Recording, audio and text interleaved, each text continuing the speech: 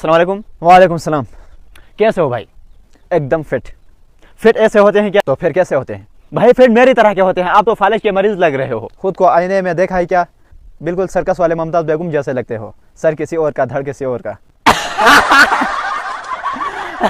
देखो भाई, हमारे ज़माने में चौथी या तीसरी के उर्दू की किताब में एक कहानी हुआ करती थी कि एक किसान के जो बेटे होते थे वो बड़े निकम्मे होते थे और कोई काम वगैरह नहीं करते थे। तो किसान उनको समझाने के लिए, उनसे तंग आकर उनको समझाने के लिए एक तरकीब सोचता है।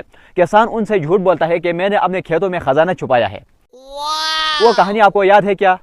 हाँ जी याद है। क्यों? अच्छा, तो फिर उस किसान की डेथ हो जाती है और बेटे खेतों में खजाना निकालने पे काम शुरू करते हैं। कुछ दिन खेतों को खोदने के बाद जब उनको खजाना नहीं मिलती, फिर इनके अकल ठिकाने आ जाती है कि भाई असल खजाना तो हमारे खेतों में जो फसल है यही है। और फिर उनको समझ आती है और वो अपने खेतों में गंदुम का फसल काश्त कर देते हैं। उस साल गंदुम भी बड़ी अच्छी होती है। फिर उस गंदुम की हिफाजत के लिए वो खेतों में एक पुतला सा लगा देते हैं। वो पुतला देखा था क्या आपने? हाँ भाई देखा है, लेकिन आपका मकसद क्या है? आप बिल्कुल उस पुतले की तरह लगते हो।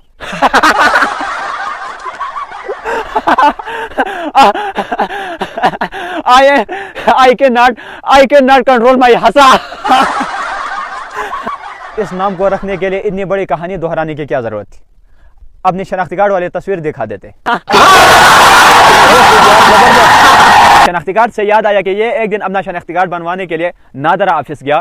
तो वहां पे जब इसकी तस्वीर की बारी आती है तो ये कहता है कि भाई तस्वीर स्नैपचैट से निकाल देना। अजीब शक्ल है यार। जब इसको गौर से देखो तो ऐसा लगता है जैसे 10 रुपए वाला कस्मत में नहीं।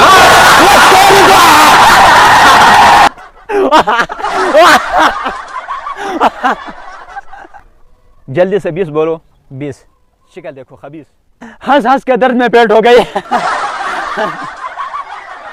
जल्दी से 70 बोलो। 70। तुम 71। नहीं याद दिला यार।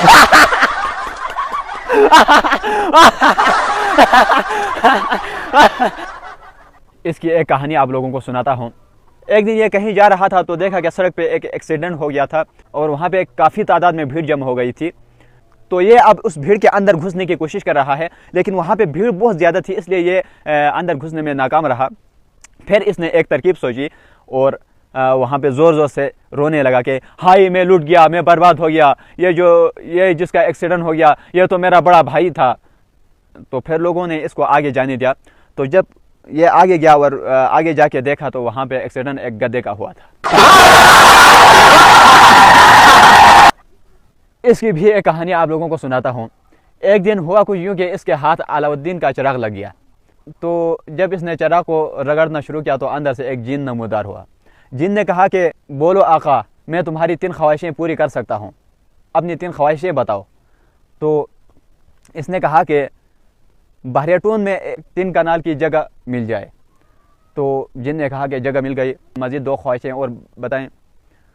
तो फिर ये कहता है कि उन प्लाट पे एक आलीशान बंगला बनाओ। जिन ने कहा कि आका बंगला भी बन गई, आखिरी ख्वाहिश बताओ। तो कहता है कि प्यारे जिन, इस बंगले में मुझे चौकीदारी दिलवा दो ना प्लीज़। ये एक दिन होटल गया। तो जब ये होटल में एंटर हुआ तो होटल वाले से कहता है कि जल्दी जल्दी से मुझे खाना खिला दो, आज मेरी किसी के साथ लड़ाई होने वाली है, इसलिए जल्दी से खाना खिला दो।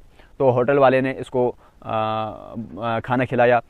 जब इसका पेट फुल हुआ तो होटल वाले ने इससे पूछा कि भाई अब आप बताएं कि आपकी लड़ाई किससे और क्यों होने वाली है। तो ये उठ के इस तरह बोलता है, आपके साथ, क्योंकि मेरे पास पैसे नहीं।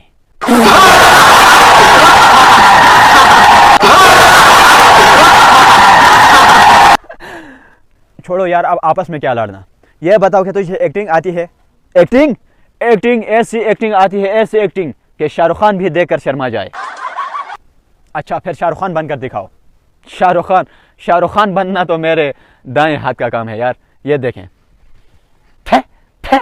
I love you. ओ भाई शाहरुख खान बनने को कहा था, देसी मुर्गे नहीं।